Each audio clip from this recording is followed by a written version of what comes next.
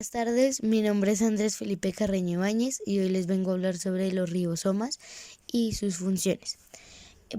Los ribosomas son los organelos celulares más abundantes y están implicados en la síntesis de proteína. Ellos no se encuentran rodeados por membrana y están formados por dos tipos de subunidades, una grande y una más pequeña. Por regla general, la subunidad grande es casi el doble de la pequeña.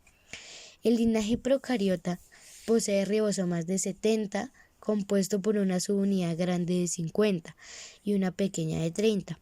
Asimismo, los ribosomas del linaje eucariota están compuestos por una subunidad grande de 60 y una pequeña de 40. También cabe recalcar que los ribosomas son análogos a una fábrica en movimiento, ya que es capaz de leer el ARN mensajero, traducirlo en aminoácidos y unirlos por enlaces peptídicos.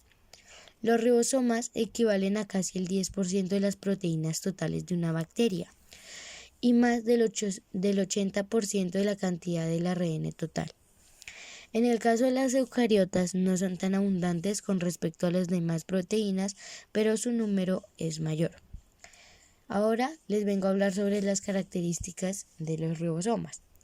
Los ribosomas son componentes esenciales de todas las células y están relacionados con la síntesis de proteínas. Son de tamaño muy pequeño, por lo que solo pueden ser visualizados a la luz del microscopio electrónico. Los ribosomas se encuentran libres en el citoplasma de la célula, anclados al retículo endoplasmático rugoso. Al mismo tiempo, los ribosomas le dan esa apariencia arrugada y en algunos organelos como mitocondrias y cloroplastos.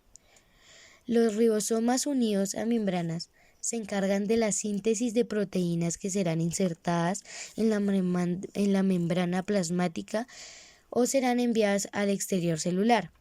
En cambio, los ribosomas libres, que no están acoplados a ninguna estructura en el citoplasma, sintetizan proteínas cuyo destino es el interior de la célula.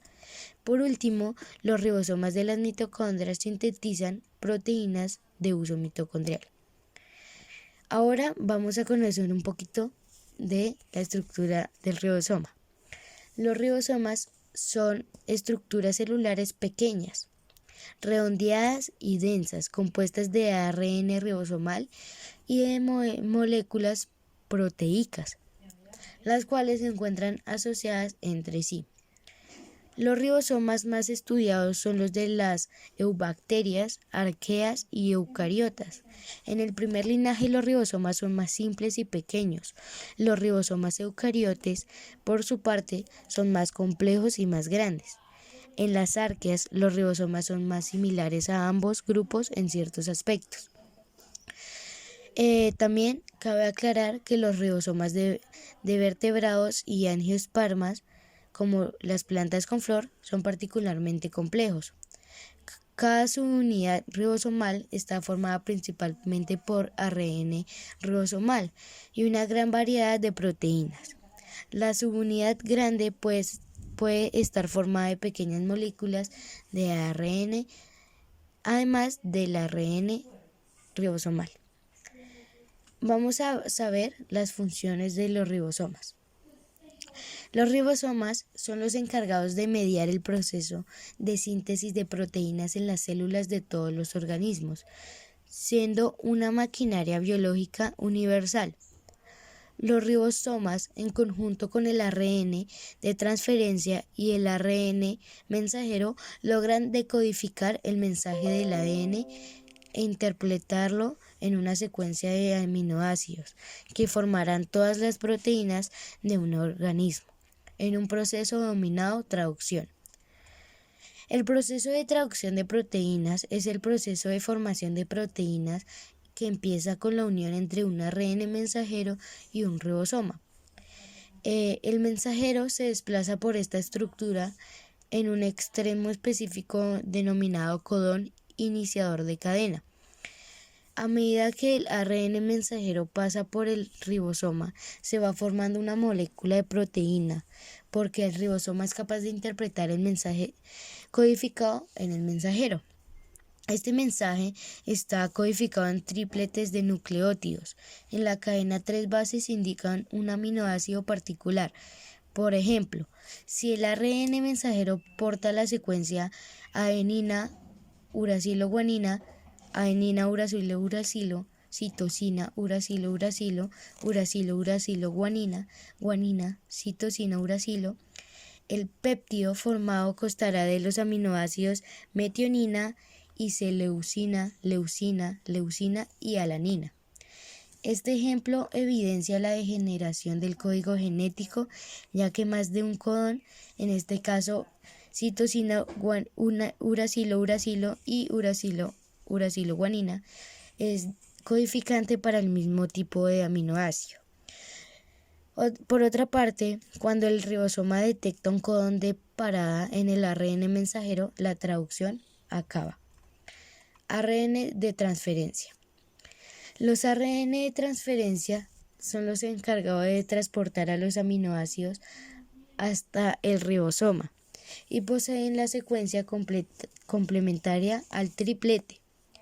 Existe un ARN de transferencia para cada uno de los 20 aminoácidos que componen las proteínas. Ahora vamos a conocer los tipos de ribosomas. Existen variedad de tipos de ribosomas, pero nos vamos a basar en el ribosoma en procariotas y en el ribosoma en eucariotas. Comencemos con el procariota. Las bacterias como E. coli poseen más de 15.000 ribosomas. En proporciones esto equivale a casi la cuarta parte del peso seco de la célula bacteriana.